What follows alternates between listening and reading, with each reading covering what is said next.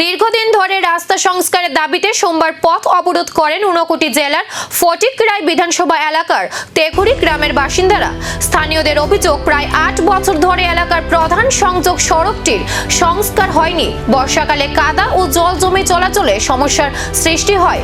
বহুবার প্রশাসন ও জনপ্রতিনিধিদের কাছে দাবি জানানো হলেও এখনো স্থায়ী সমাধান হয়নি বলে অভিযোগ তাদের।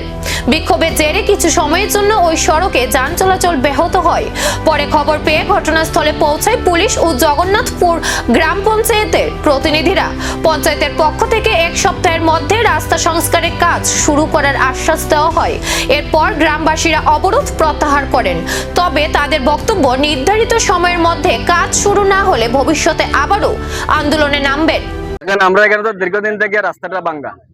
আমরা প্রথমে মন্ত্রী বাড়িতে গেছি, গিয়া মন্ত্রীর সাথে কথা কইছি যে আমরা একটা দীর্ঘদিনের একটা দাবি, এলাকার দাবি যে এই রাস্তাঘাট আমরা সুন্দরভাবে চলতাম, সুন্দরভাবে রাস্তাঘাটটা হইতো।